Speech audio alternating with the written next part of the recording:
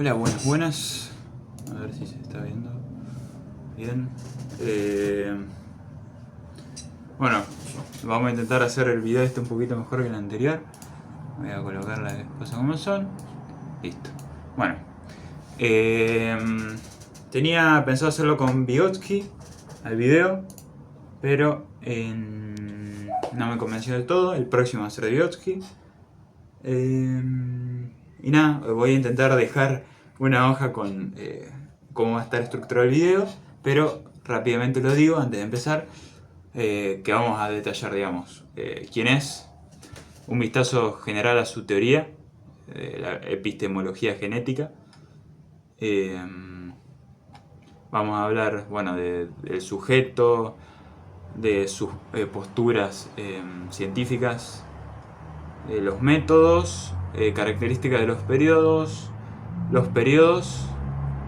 y algunos conceptos extra. Bueno, nada, empezamos. Primero, Vygotsky. Piaget es un biólogo y epistemólogo suizo de 1896, o sea, nace en ese año. Entonces nos estamos ubicando temporalmente en donde ya estamos acostumbrados, ¿no? Época del conductismo, de Freud, de la Gestalt. Un momento bastante importante para la psicología en general. Y nada, sus teorías se rondan los 1930, 1940, pero bueno, empezó, digamos, sus teorías fuertes alrededor de 1920, 1918, por ahí.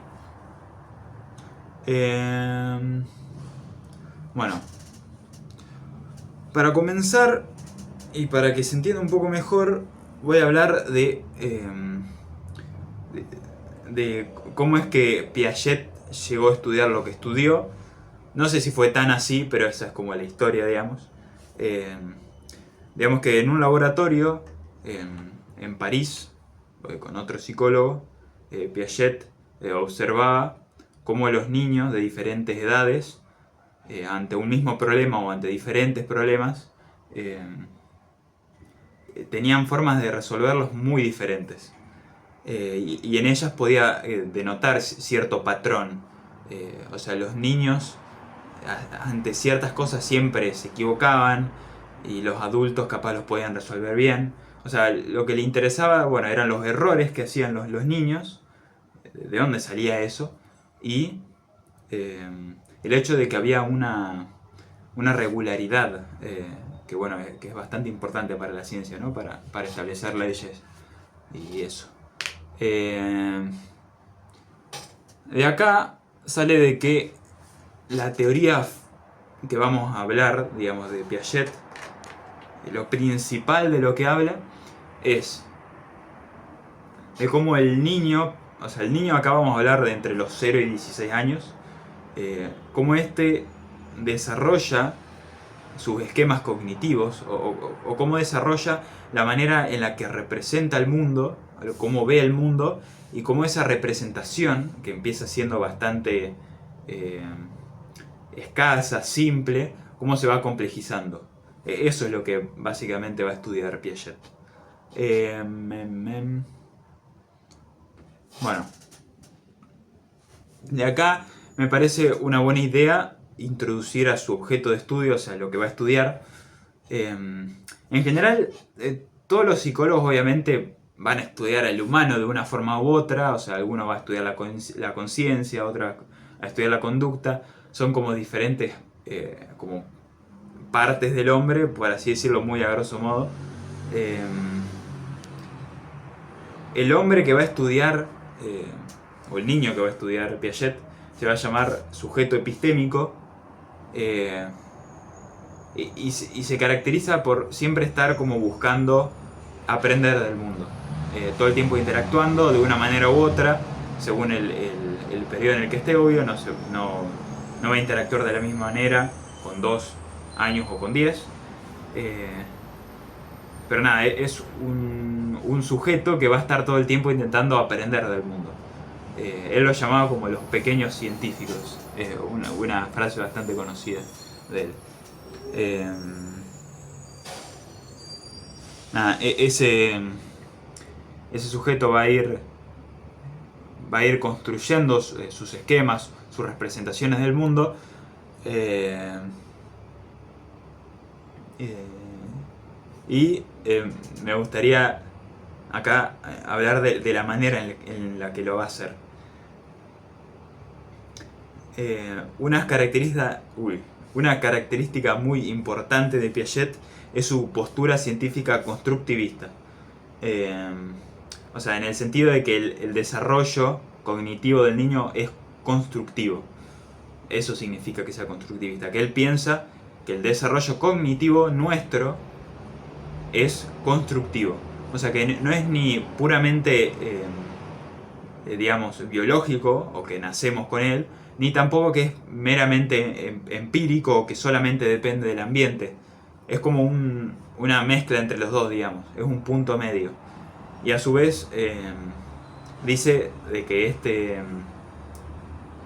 que nuestras estructuras cognitivas se van construyendo a lo largo del tiempo con ciertas características que vamos a ver y que se va a ir complejizando para poder, digamos, resolver los problemas que nos vamos encontrando en la vida. Otra característica de él es que es universalista, o sea que digamos que este esquema de cómo se desarrolla el niño vale para nosotros en Argentina, en Buenos Aires, como un niño en Japón. Digamos que su teoría no llega a distinguir entre diferentes culturas, por lo que es universalista, digamos. Y se podría decir que es empiricista, o digamos que sus observaciones son empíricas, porque digamos la manera en que lo estudió fue con la observación. O sea, loco, miraba a los niños que hacían y intentaba ver según en qué edad según qué edad tenían, cómo se desenvolvían en ciertos problemas y cómo los resolvían o no. Por eso era empírico, digamos.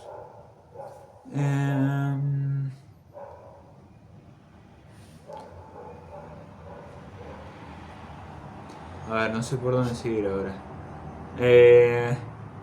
Bueno, ¿cómo es que incorpora el niño la información que ve del mundo? Explícitamente, Piaget distingue como dos maneras principales en la que uno incorpora información de su medio, ¿no? ¿Cómo lo incorpora? Hay dos maneras principales: la acomodación y la asimilación. La asimilación es el proceso por el cual uno añade información de su entorno a la manera, a los esquemas que ya uno tiene del mundo. O sea que no es un proceso tan desgastador ni tan complejo, porque digamos que uno añade información. O sea, qué sé yo, el niño que tiene mascotas en su casa, no sé, un perro, y ve por la calle, no sé, otro perro, es, digamos, es información que se le puede añadir a sus esquemas, no tiene que modificarlos porque para él existen los perros, ya vio un perro y no es nada disruptivo, entonces se incorpora a los esquemas que ya tiene. En cambio, la acomodación es un proceso más complicado, porque digamos que los esquemas se tienen que modificar.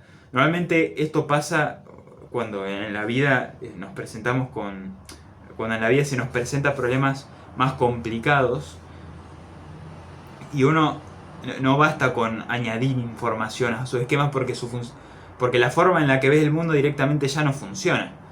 Qué sé yo. No sé si es un ejemplo muy... Pero el primero que se me ocurre, digamos, es que si te caga la novia, o sea, es tenés que incorporar un esquema totalmente diferente a la manera que pensabas del mundo, o sea, en específico de tu novia, ¿no? Porque no es nada que ver a lo que era antes. Ese nada que ver a lo que eras antes como un proceso es como ese proceso de acomodación que tenés que hacer. Porque tenés que modificar tus esquemas. Ya no es más tu novia, ya es una chica que te cagó, qué sé yo. No sé si es el mejor ejemplo, pero bueno, es lo primero que se me ocurrió. Bueno, después vamos a hablar de los métodos, o sea, de la forma en la que estudia Piaget su teoría, digamos, qué recursos usa. El primero y el más importante, digamos, son tres. El primero, el psicogénesis, es la parte de su teoría que se estudia con la mera observación individual del individuo, del sujeto, del niño, digamos. Simplemente observarlo empíricamente y sacar conclusiones en base a ello. Pero es una observación individual, digamos. Y es como, siento yo, la más, no sé si la más importante, pero probablemente sí, y la principal en esta parte de su teoría que vemos. Después está la histórico-crítico, que en esta parte de la teoría como que no se reluce tanto, pero es como la parte histórica de cómo se fue desarrollando digamos, la estructura cognitiva de las personas a lo largo de la historia, y cómo esta información la usa Piaget para luego sacar conclusiones en base a cómo ahora los niños evolucionan en ese desarrollo cognitivo. Digamos, toma en cuenta la historia de no sé, cómo se desarrollaron los números, o qué sé yo, la percepción que teníamos, las percepciones morales que teníamos acerca de ciertas cosas, etc. Pero toma en cuenta la historia, básicamente. Y la formalizante es algo que él toma de la lógica y de la matemática, que le sirve para establecer su teoría de una manera más científica y matemática. Por ejemplo, en la última parte del desarrollo del niño, entre los 12 y 14, 15 años, se habla mucho en tema de fuerzas. Ahora después lo vamos a ver, aunque no me parece tan relevante. Pero nada, habla en forma de fuerzas, el sistema lógico que usa el niño para hacer razonamientos, digamos. Lo establece como con términos lógicos, como son las fuerzas, ¿no? Y eso sería parte de su método formalizante. Otro ejemplo que yo le puedo dar, que tampoco es tan relevante, pero es cómo establece él los periodos en función de años y cómo los divide de esa manera. También se podría considerar como parte de su método formalizante. Bueno, otra parte bastante... Ahora vamos a pasar a las características de los periodos, que me parece bastante importante. Primero, orden de sucesión constante, que siento que en el texto se le da mucha vuelta, pero es básicamente que los periodos en los que está dividido el desarrollo cognitivo del niño tienen un orden. O sea, que uno no se puede saltear un periodo de los 4 que son. Uno no puede salteárselos. Así es como funciona, digamos, es su naturaleza. Un niño de 2 años no puede aprender algo de las operaciones formales. O sea, no puede hacer eso. Es una característica propia de los periodos y de los estadios. Ahora vamos a definir qué son los periodos y los estadios, pero primero caracterizar cómo es el desarrollo en general. El carácter, la segunda propiedad es el carácter integrativo, que significa que digamos, los conocimientos que uno adquiere en etapas más tempranas de la vida o previas a la actual sirven y actúan de base o ayudan a el desarrollo el desarrollo cognitivo actual. O sea, digamos que ponele, no sé, los números naturales que aprendimos en la primaria nos van a ayudar y nos ayudaron o nos ayudarán, no sé, en las ecuaciones que damos en la secundaria o qué sé yo, en integrales o lo que sea que demos más adelante. Eso es propio del carácter integrativo que tiene el desarrollo cognitivo. Después, la estructura de conjunto hace referencia a que cada periodo, digamos, que se compone de un montón de esquemas, de representaciones del mundo, actúan en conjunto para poder dar respuesta. O sea, no se los puede como separar, porque todos actúan en conjunto y es la manera en la que se opera. A eso se refiere con estructura de conjunto. Que los estadios y como los esquemas individuales trabajan en conjunto y no se los puede separar, ¿no? Sería una visión bastante molar del asunto, pero tiene bastante sentido, me parece. Y la última característica es que cada periodo ¿no? del desarrollo tiene digamos, una etapa de preparación, o sea, con la que inicia, y una de culminación donde se llega a la estabilidad. O sea, cada periodo tiene un inicio donde se lo prepara para que llegue a un estado final, donde llega como un estado de equilibrio, que es, digamos, que para cuando llega ya estará listo para acceder al siguiente periodo. O sea, cada periodo tiene como un inicio y un fin, y el inicio ayuda a la culminación del proceso para llegar a una estabilidad, que es cuando, digamos, todos esos esquemas del periodo se incorporaron y están como en estabilidad, digamos. Uno ya los incorporó y es la manera en la que se relaciona con el mundo y no le genera como problemas. Obviamente esto es temporal. Acá me gustaría definir el tema de la estabilidad. La estabilidad es temporal. O sea, uno llega a la estabilidad cuando incorpora esquemas conceptuales del mundo. No sé, cuando llega...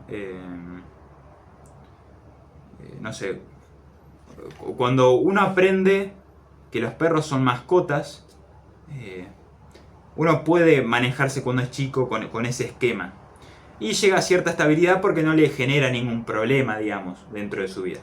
Ahora bien, cuando va creciendo y capaz, no sé, estudia biología, se da cuenta que es más complicado que eso, o que tiene como matices o cosas extra, por lo que ese periodo de estabilidad se rompe, o sea, entra en un periodo de inestabilidad y tendrá que usar la asimilación o la acomodación para, digamos, para adaptarse al mundo nuevamente. Eso es lo que sería la estabilidad. Es temporal y ocurre cuando uno interioriza esquemas y los puede utilizar en su vida y no le resultan problemáticos por un momento, aunque sea.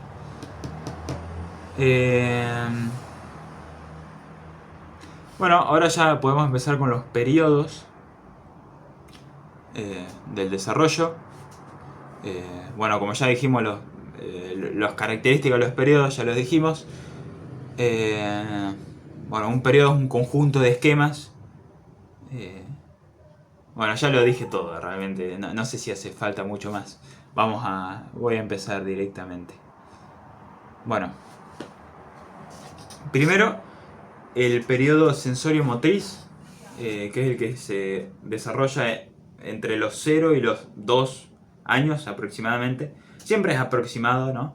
la edad. Piaget mismo lo dice. Bueno, dentro de este periodo hay diferentes estadios que son como las diferentes como habilidades cognitivas que va desarrollando el bebé, ¿no? A esa edad. Primero, se caracteriza por tener actos reflejos de los 0 a los 1 año. Digamos, actúa simplemente con reflejos. O sea, no sé, capaz vos le acercás el dedo y te lo intenta morder. No puede hacer mucho más que eso, no puede interpretar, no puede interpretar mucho más. Eso es un acto de reflejo, ¿no? El de que vos le acercás el dedo y te lo muerde. Es eso. No me acuerdo todos los estadios en orden, así que voy a tener que estar mirando. Aunque sea un poco. Después, los hábitos o los esquemas primarios, digamos, que son como las acciones que hace el bebé con su propio cuerpo, egocéntricamente, ¿no? Para generar placer. Porque le genera placer, digamos. Como chuparse el dedo, digamos. O no sé qué otro hábito puede tener un bebé, no sé, jugar con el pelo, qué sé yo. Cualquier cosa que sea con su cuerpo y que le genere placer.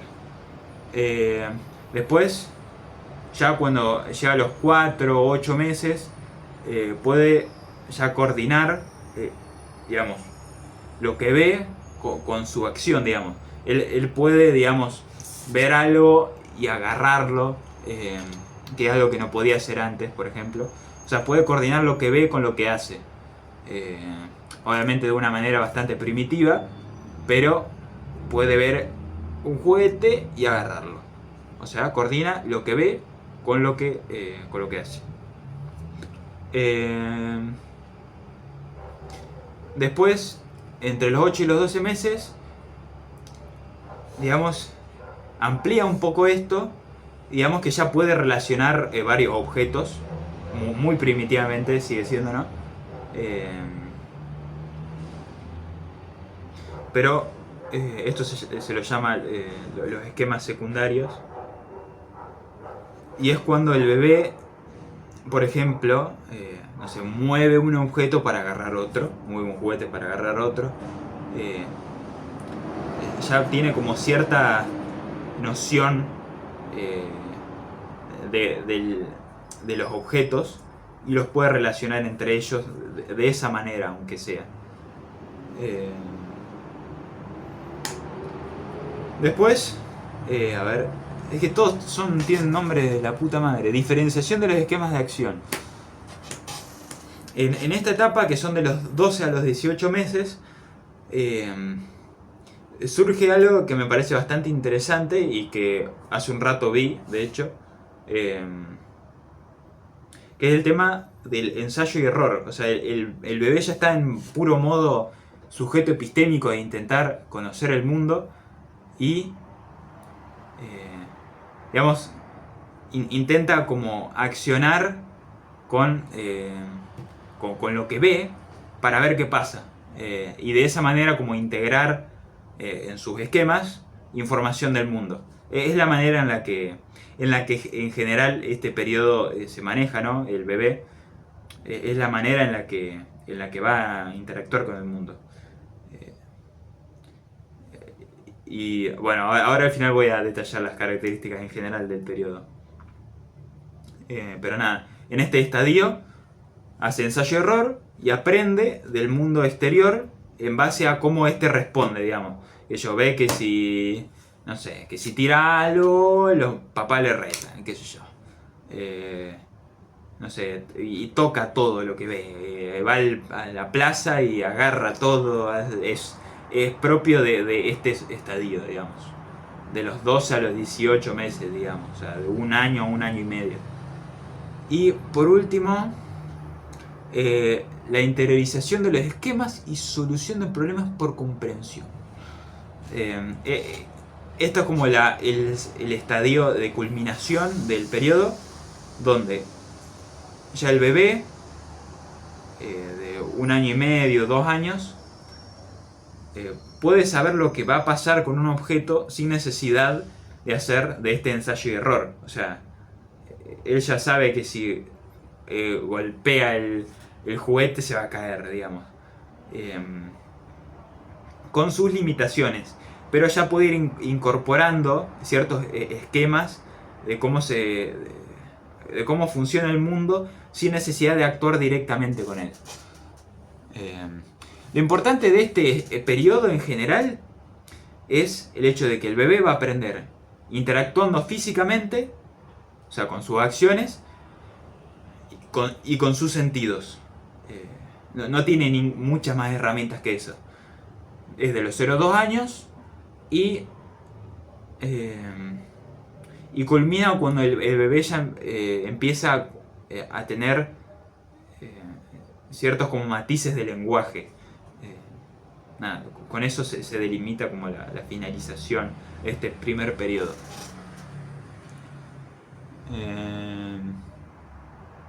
Bueno, después está el periodo preoperacional, que es de los 2 a los 7 años, y de las características más importantes que podemos destacar acá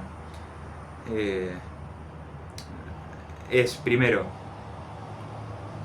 los esquemas simbólicos o el pensamiento simbólico, en el que el bebé ya puede como que representar ciertas cosas con otras, o sea, con objetos o lo que sea. O sea, cuando el bebé hace como que llama por teléfono, ahí está usando parte de esta característica, ¿no? de pensamiento simbólico. Digamos que representa el hecho de llamar, que es algo que vio de sus padres previamente, con un celular de juguete o lo que sea, ¿no? Y con toda su actuación. O sea, puede representar cosas ya. Ya llega a ese punto. Otra cosa que tiene esta etapa preoperacional son, bueno, el desarrollo del lenguaje, que es importantísimo obviamente, y que le va a permitir luego poder interaccionar con sus padres y aprender mucho más del ambiente social y no limitarse solamente a sus acciones y los sentidos, ¿no? El egocentrismo va a estar presente básicamente mucho tiempo. Ahora me gustaría repasarlo porque me parece importante hasta qué momento aparece el egocentrismo, porque ahora mismo no me acuerdo. Pero el egocentrismo no se va mucho de la definición que nosotros tenemos.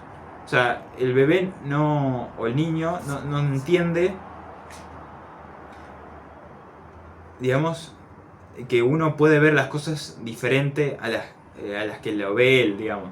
O sea, si él ve algo de una cierta manera, él va a pensar que los otros van a ver de la misma manera eso. Hay un video interesante en el que se hace experimentos con un niño de 4 años, justamente en esta etapa, donde se le coloca, digamos, 2 juguetes, uno de un lado y otro del otro. El bebé estaría como en mi posición, digamos, y en el medio hay como una pila de libros que impedirían a los 2 juguetes verse entre sí. El experimentador le pregunta al niño si entre ellos 2 se pueden mirar. Y él responde que sí, digamos, por justamente esa mirada egocéntrica que tiene, que él los ve a los 2. Por lo tanto, él piensa que ellos 2 se ven también. Pero, obviamente, si 2 personas están en esa situación no se verían, ¿no? Pero bueno, eso es propio de su egocentrismo. Bueno, lo de la conservación de la materia, acá, digamos que no está del todo culminada, o sea, aparece,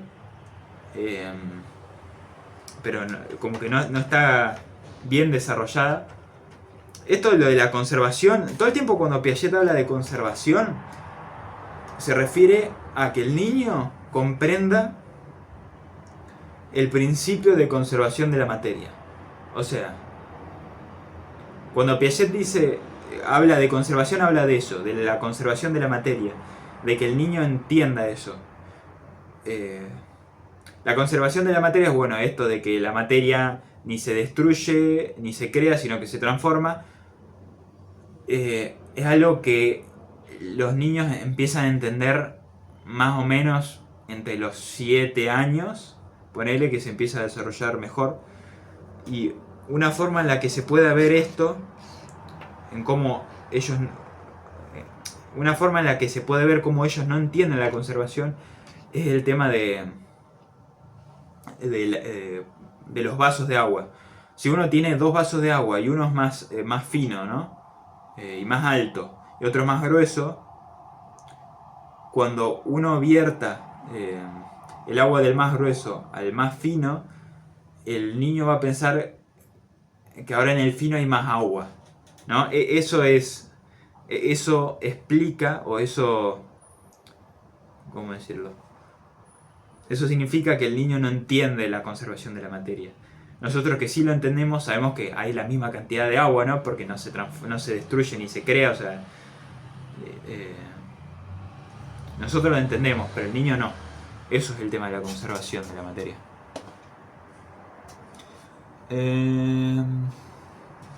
No sé qué más. Bueno, después el periodo de las operaciones concretas, que es entre los 7 y los 11 años aproximadamente, como siempre, ¿no? Acá ya sí empieza a entender lo de la conservación de la materia. Ya deja de lado un poquito el lado egocentrista, puede dentro de todo ver que los otros pueden tener sus propias opiniones y perspectivas. ¿Y qué más? Y puede clasificar objetos por tamaño, color, lo que sea, pero todavía no entiende muy bien cómo lo hace.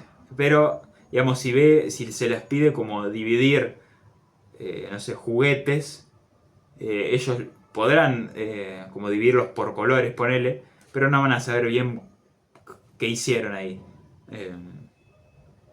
Nada. No sé si hay algo más importante de ahí. No creo. Y por último, el último periodo son las operaciones formales, entre los 11, 14, 15 años, que es donde ya el niño preadolescente ya empieza a razonar, ya empieza a tener un pensamiento más lógico, puede crear hipótesis de cosas que no ve, o sea, ya empieza a tener cierto como pensamiento científico en la forma en la que interactúa con el mundo. Y lo importante, no sé si lo importante acá, pero algo que destaca bastante Piaget, esto del esquema INRC, que siento que otra vez en el texto da muchas vueltas, no sé si por la mala traducción que tiene Piaget en todos sus textos, o el hecho de que se haya, bueno, sí, porque se haya traducido 17 millones de veces, pero lo de INRC es un conjunto de 4 cualidades por las cuales el pensamiento lógico del niño se va a regir. O sea, son 4 características del pensamiento lógico del preadolescente, digamos. El primero de esos 4, ¿no? La I hace referencia a la identidad. O sea, el preadolescente entiende que, por ejemplo, en un sistema de poleas, vamos a poner ese ejemplo con todo, así se entiende dentro de todo, aunque no me parece tan relevante, pero bueno. En el sistema de poleas, ponerle que tenemos 2 poleas y una correa, entiende que si no hacemos nada, este sistema va a conservar su identidad, o sea, no se va a mover. Si no hacemos nada, no se va a mover. Después, la negación, la segunda letra, ¿no? Nosotros entendemos que es, si con la cuerda tiramos para un lado, las ruedas se van a mover de una determinada forma. Y con nuestro razonamiento lógico y esta propiedad de negación, entendemos que si tiramos para el otro lado, las ruedas van a hacer el movimiento opuesto. Eso sería lo de negación. Me gustaría hablar lo de desfasaje y reversibilidad para culminar esto, aunque creo que lo debería haber hecho antes. Pero nada, lo de INRC no me parece muy importante, más allá del hecho de que son o como bases que toma el preadolescente para hacer razonamientos lógicos o para usar su pensamiento lógico en general. Y bueno, por último quería definir el tema de los desfasajes, que son momentos en los que los esquemas del niño, del adolescente, está grabando, ¿no? Del adolescente no bastan para el problema o para la situación o para el mundo en el que están en ese momento. Creo yo. Ponele, no sé, un niño piensa que todos los animales con alas son pájaros, ¿no? Entonces piensa que solamente los pájaros tienen alas. Pero de repente ve un murciélago, ¿no? Que no es un pájaro. Y dice, ¿cómo mierda esto? Eso es un desfasaje, digamos. El momento en el que un esquema ya no basta, ya no da abasto para el mundo en el que está viviendo y lo obliga, de cierta manera, reformular sus esquemas. Dependiendo de qué forma tenga que reformularlos, va a ser un tipo de esquema u otro. Un esquema u otro, no, un desfasaje u otro. El horizontal es cuando, digamos, los esquemas ya existentes, digamos, no sé, sobre la conservación de la materia, normalmente el niño los puede usar para ciertas cosas, como por ejemplo lo del agua, pero si intenta interpretarlo,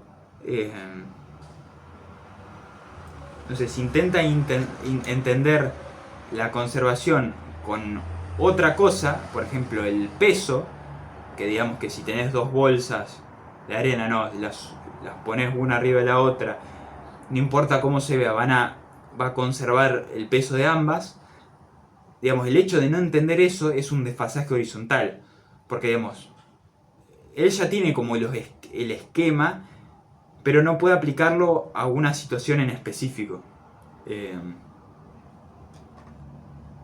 Digamos que tiene que añadir esa nueva situación a los esquemas que ya tiene. Y es un proceso dentro de todo más sencillo y se relaciona más con la asimilación. Después el desfasaje vertical es un problema bastante grande porque, digamos, es una situación que se le presenta a la persona en donde tiene que sus esquemas en general no le sirven. O sea, otra vez, no sé por qué se me ocurre siempre el mismo ejemplo, pero lo de la novia, digamos, uno no puede como añadirle a sus esquemas que la novia la cagó, porque ya en tu esquema estaba que tu novia era la mejor, la reamabas, qué sé yo, no puedes añadirle eso, tenés que reestructurar todo de vuelta. Esa situación en la que tus esquemas de tu novia ya no te funcionan más para la realidad, eso es lo que se llama desfasaje vertical. Y se soluciona, según la teoría de Piaget, ¿no? con acomodación, ¿no? Estructurar tus esquemas, no necesariamente completamente, ¿no? Pero reestructurarlos de alguna manera u otra. Bueno, creo que ya eso es todo. No sé si otra cosa. Bueno, lo de reversibilidad, que otra cosa que capaz se pregunta, no sé si es tan importante, es, siento que un concepto parecido al de la conservación de la materia, pero en este caso es el hecho de la reversibilidad para Piaget, es la capacidad de comprender y poder rehacer una acción en tu cabeza, o sea, mentalmente, digamos, el niño cuando aprende que 2 más 2 es 4 y aprende que 4 menos 2 es 2, eso es como, de cierta manera, aprender la reversibilidad, al menos en los números naturales. Eso sería como el concepto de reversibilidad, como poder deshacer mentalmente una acción. Así que nada, cualquier cosa me preguntan, puede que haya hecho algún error, pero mi idea era como estructurar en general la información, que siento que no está muy bien dada en el tema del texto, por lo mal traducido que está. Nada, un saludo a Isabela que me dijo lo de poner lo de CBC. No sé si voy a ganar más visitas o no. Pero nada, un saludo muchachos.